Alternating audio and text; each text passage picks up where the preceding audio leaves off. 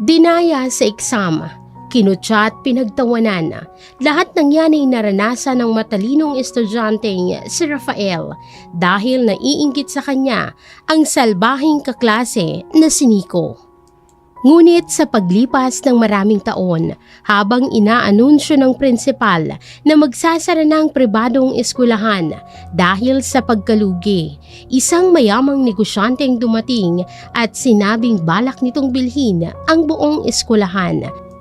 At ito ay walang iba kung hindi ang batang minsan ang pinagtawanan sa eskwelahan na si Rafael. Paano ito nagawa ni Rafael? Sabay-sabay nating tunghayan ang makabagbag damdaming kwentong ito. Sina Rafael, 12 taong gulang at si Paulo, 18 taong gulang, ay ang tanging magkatuwang sa buhay. Ang kanilang ina ay patay na dahil sa sakit. Ang kanilang ama naman ay itinakwil silang buong pamilya. Ang kanilang ina kasing si Marian ay kabit ng kanilang amang si Lorenzo. Nag-iskandalo noon si Marian sa labas ng bahay ng kanilang mayamang ama. Dahil sa ginawang ito ni Marian na kung saan ay napahiya ang kanyang ama sa buong kapitbahay, ay itinakwil silang lahat nito. Binalaan ng legal wife ni Lorenzo si Marian na kung hindi titigil sa pag-iiskandalo sa kanila ay ipapakulong niya ito. Bilang hindi maalam sa batas, natakot si Marian kaya nagpakalayo-layo na lamang sila at tinantanan si Lorenzo. Mag-isang itinaguyod ni Marian ang kanyang mga anak na puno ng kahihiyan. Alam kasi ng mga tao na naging kalaguyo siya ng isang mayamang lalaki dahil din sa kanyang kagagawan. Hindi naging perpektong ina si Marian, gayunman ay mahal na mahal niyang mga anak. Hindi niya nabigyan ng sapat na masusustansyang pagkain ang mga anak niya, ni ang pag-aaral ni Paulo ay hindi nito kinaya. Kahit grade 4 lang ay hindi natapos ni Paulo. Lumaki rin itong malnourished hanggang sa dinapuan ito ng sakit kung saan ang kanyang mga paa ang labis na napuruhan. Si Paulo ay ganap na napilay. Nang siya'y 15 taong gulang, mabuti na lamang ay may nangangampanyang politiko sa kanilang barangay ng mga sandaling yon at nakita siya nito. Binigyan siya ng politiko ng isang wheelchair na siya pa rin gamit niya hanggang sa ngayon. 3 taon na, hindi na rin kagandahan ang kalidad ng nasabing wheelchair at anumang sandali mula ngayon ay maaari na itong masira. Si Paulo ang breadwinner sa kanilang magkapatid. Sa kabila ng kanyang kalagayan, hindi niya ginawang excuse ang pagiging disabled upang maging pabigat sa kanyang nag-iisang kapatid. Bagkos, siya ang gumawa ng paraan para may makain sila sa pang-araw-araw. Ayaw niyang bigyan ng obligasyon si Rafael sa kanya. Gusto niyang mag-focus si Rafael sa pag-aaral. Dahil 100% siyang naniniwala na si Rafael ang magbabago ng buhay nilang dalawa. Kailangan lamang niya itong suportahan. Grade 6 na ngayon si Rafael. Siya ang may pinakamataas na marka sa buong paaralan. Isa siya sa mga kandidato upang maging valedictorian ng school. Isa rin yan sa mga dahilan kung bakit porsigido talaga si Paulo na tulungan ng kapatid na makapagtapos ng pag-aaral. Sa ganitong kalagayan na mahirap sila, sobrang kailangan ng scholarship ni Rafael upang pagdating nito sa kolehiyo ay mas maging madali na lamang para rito ang mag-aral. Nang mag-aalas 7 na ng gabi ay binalikan siya ni Rafael at tinulungan siya nito sa pagliligpit ng mga gamit. Inilagay nila sa isang backpack ang lahat ng mga relo na siya namang isinuot ni Rafael. Si Rafael naman ay tulak-tulak si Paulo. Kaya namang paandarin ni Paulo ang wheelchair nang siya lang.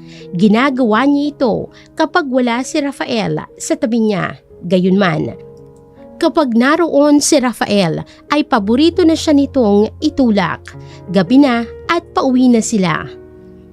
Kuya, may spelling quiz nga po pala kami sa susunod na linggo.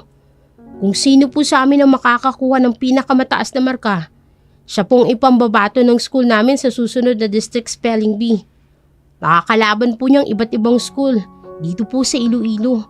Tapos po, kung sino yung mananalo dun sa district quiz bee, may premyo. 10,000 kuya. Ipag-pray mo na manalo ako Namangha si Paulo. 10,000? Buong-buo mo may uuwi yun? Opo kuya. Nasasabik na tugon ni Rafael. Aba, ay talagang galingan mo. Dahil malaking tulong yun sa'yo. Makakabili ka ng bagong uniform, sapatos at saka bag. Di po kuya, ibibili ko po yun ng bagong wheelchair. Kasi itong wheelchair nyo parang malapit nang masira Huwag mo na akong alalahanin. Anong malapit nang masira? Napakatatag pa kaya nito. Malapit na kaya kuya. Kapag gumagalaw kayo, naririnig kong umuuga Nakakatakot nga Baka mamaya biglang masira to. Buti kung katabi kita kapag nasira yan. Paano kapag nasira yan na nasa trabaho ka, tapos nasa school naman ako? Di yan. Alam mo, kapag nanalo ka, deserve mo yung papremyong makukuha mo roon. Kasi alam kong hindi naman madaling mag-aral. Hati na lang tayo kuya. Hindi naman siguro aabuti ng 10,000 wheelchair na yun. Baka may mahanap tayong mura pero matibay. Sana nga.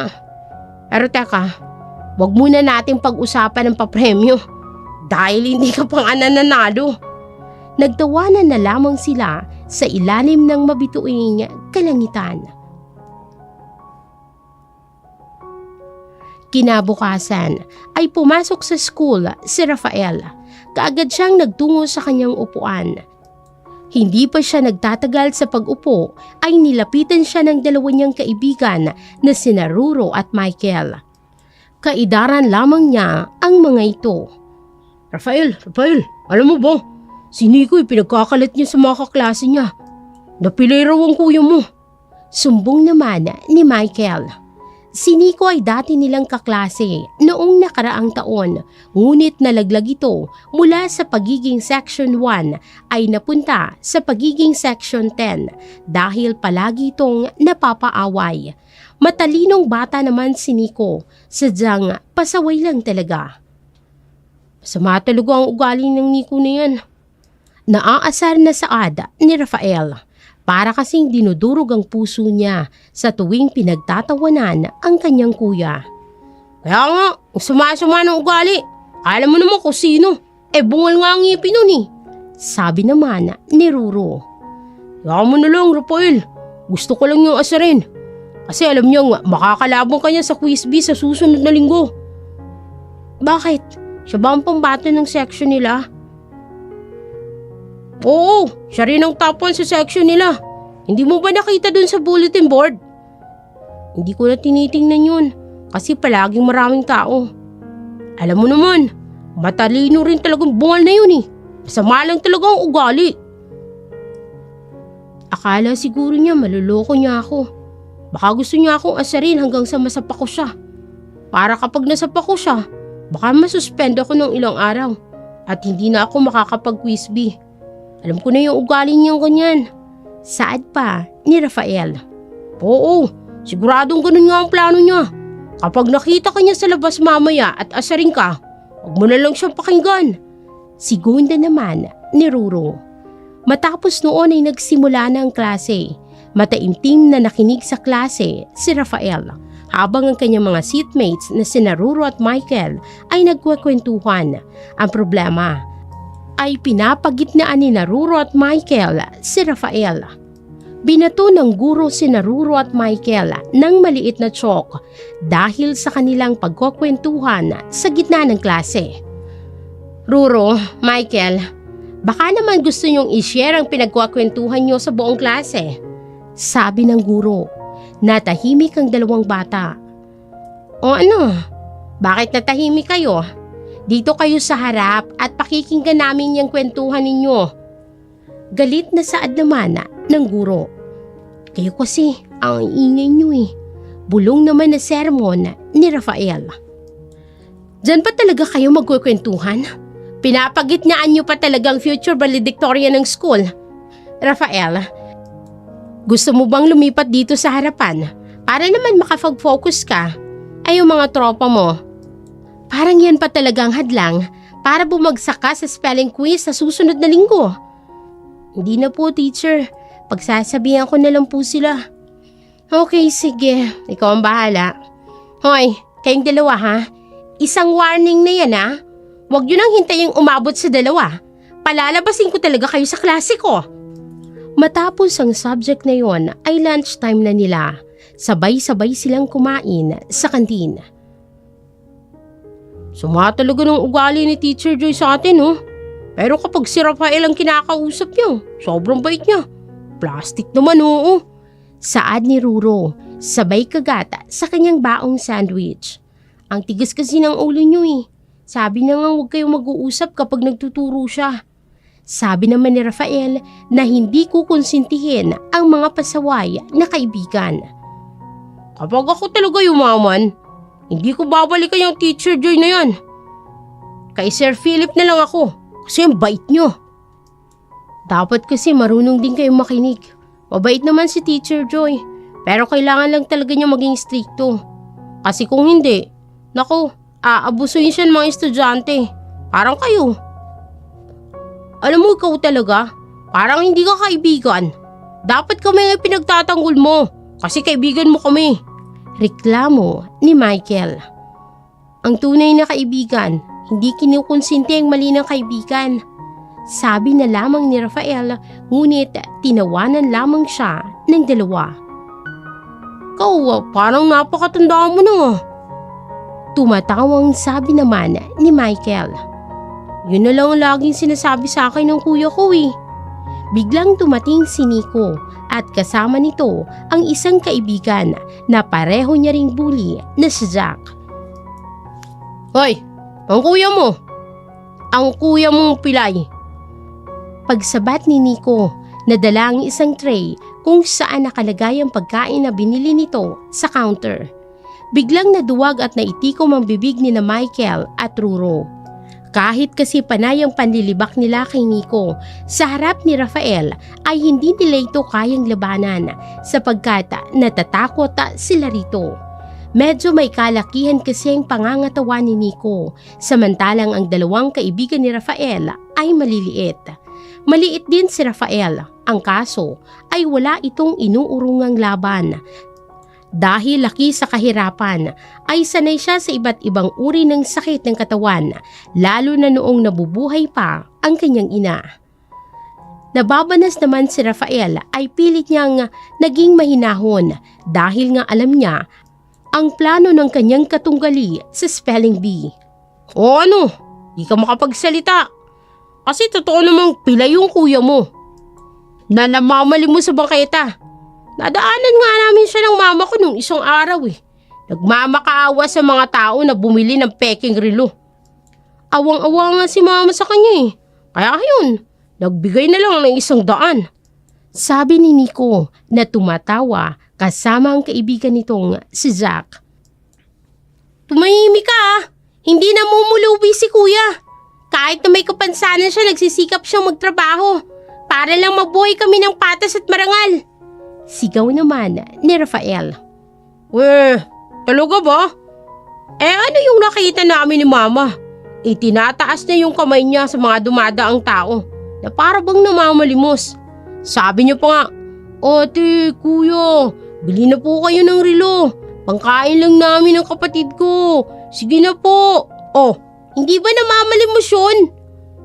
Hindi yun sasabihin ng kuya ko. Sinungaling ka lang talaga. Sinungaling? Ikaw yung sinungaling. Bakit hindi mo na lang tanggapin na namamalimos talaga kayo para matapos na? Wala akong aaminin dahil hindi naman yung totoo. Ang sabihin mo, natatakot ka lang na baka matalo kita sa spelling bee sa susunod na linggo kaya ginagalit mo ko. Narinig ko nga kayo ng mama mo nung nakaraang taon na magkaklase pa tayo. Ang sabi niya, kapag ikaw ang top 1 sa section, bibilhan ka niya ng lupi na laruan. Pero hindi mo ako matalo-talo. Kaya galit na galit ka sa akin. Isa kang talunan. Pang-aasar na pabalik naman ni Rafael. Talunan? pag-uulit ni Nico nang naiinsulto. Sa galit niya ay inilapag niya sa mesa ang tray at sinuntok si Rafael sa kaliwang pisngi na malapit sa tenga. Halos mabingi si Rafael dahil sa taglay ng lakas ni Nico. Umawat ang isang janitor sa kanila na nakaantabay sa gilid. Hinawakan nito sa likod ng kwelyo ang damit ni Nico. "Hoy, kung talagang bata ka halika nga at sumama ka sa akin sa guidance." Galit na sabi ng matandang janitor at kinaladkad nga nito si Nico patungo sa guidance. "Ikaw na bata ka, sumama ka rin. Pag-aarapin kayo ron." Dagdag pa niya kay Rafael. "Rafael, masakit ba?" Sabi naman ni Michael. "Di naman masakit, ang hina nga eh." Pagpapanggap niya kahit na masakit naman talaga ang suntok na yon. "Sumunod ka na raw doon, Rafael. Parang hindi ka naman pagagalitan. Ay kasi kita naman ng lahat na siya talagang unang sumugod sa'yo." Sabi naman ni Ruro. Sa huli ay sumunod na lamang sa guidance office si Rafael. Pinaupo silang dalawa ng magkahiwalay at magkatapat sa upuan sa harap ng guidance officer. "Papunta na rito ang mga magulang ninyo. Kaya hintayin muna natin silang dumating," sabi ng guidance officer. "Papunta na rin po si kuya?" Gulat na saad ni Rafael. "Oo iho, papunta na nga siya rito. Pero paano siya makakapunta rito? Naka-wheelchair lang po kasi siya." Tinawagan namin siya. Ang sabi niya makakapunta raw siya. Baka naman kaya niya kung hindi niya kayang pumunta. Hindi naman siya nangangako makakapunta siya, sabi pa ng guidance officer. "Nakakahiya po kay kuya. Masyado na po siyang nahihirapan. At saka nagtatrabaho po siya para may pagkain kami. Di ko naman po kasalanan. Siya po ang unang nang asar at nanakit." "Naiintindihan namin iho. Ang kaso, kailangan talaga namin gawin ito. Ito ang policy. Sa tuwing may away ang mga bata, kailangang makausap ang mga guardian nila." Paliwanag ng officer. Nalungkot si Rafael dahil alam niyang masyado itong hassle para sa kanyang kuya Paulo. Samantala, nang matanggap ni Paulo ang tawag ng guidance officer ay